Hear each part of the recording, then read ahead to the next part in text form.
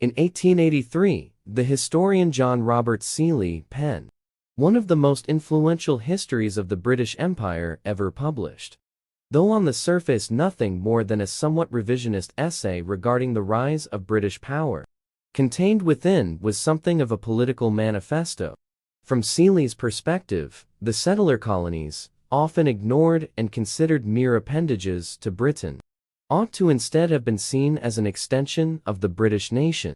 As such, he offered two possibilities for the future of the British Empire: either the independence of these distant colonies, or alternatively, the formation of a globe-spanning imperial superstate.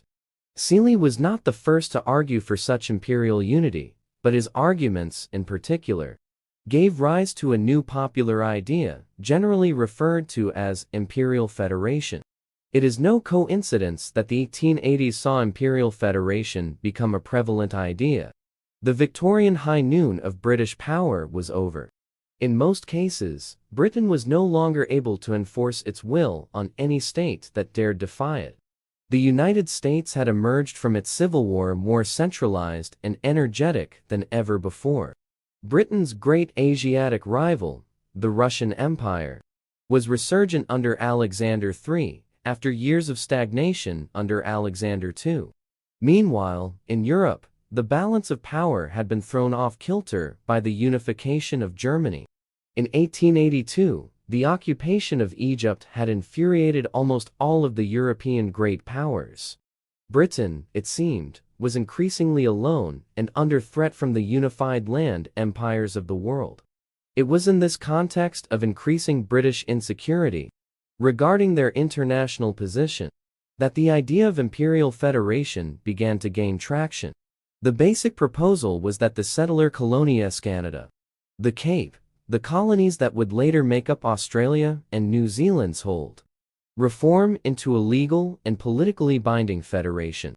This would replace the odd collection of ties to the crown, fear of other predatory powers, and a vague sense of Britishness that currently kept the empire loyal.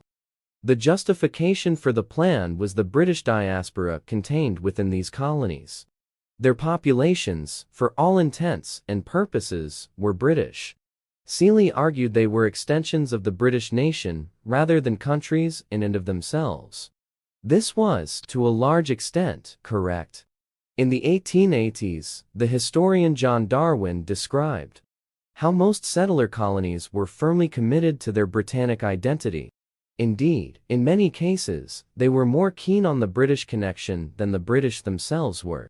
Lord Salisbury at one point describing Australian colonists as the most unreasonable people he had ever heard of, after they demanded the annexation of the New Hebrides.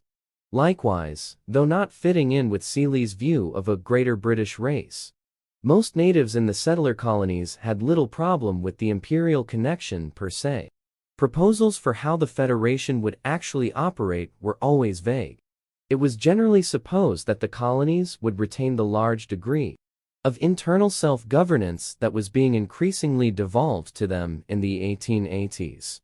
But major empire-wide departments such as defense and foreign policy would instead be put before an imperial parliament in London, at which there would be representation from all of the settler colonies, while London's authority over domestic policy would begin and end.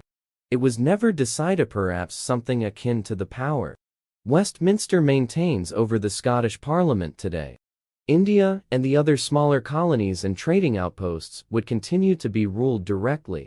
Supporters generally supposed this would give the empire a sense of direction. For once, instead of the drift-like policy it then had. Summed up in Seeley's famous phrase, "It seems as if we've conquered half the world in a fit of absence of mind." The plan did undoubtedly have great influence within the empire. Seeley's book inspired a new generation of imperial politicians. Border Rosebery, Alfred Milder, and Joseph Chamberlain were just some within the British elite that were at least supportive, if not wholly committed to imperial unity. It also spawned advocacy groups like the Imperial Federation League throughout Britain and the colonies. It seemed then that there might have been a legitimate way forward for Imperial Federation. Yet the idea never came close to being implemented. The two dominant political figures of the era, Gladstone and Salisbury, both disregarded Imperial Federation, both for different reasons. Gladstone, in general, disliked the empire being anything other than a trading and civilizing force, and had little time for imperial policy in general.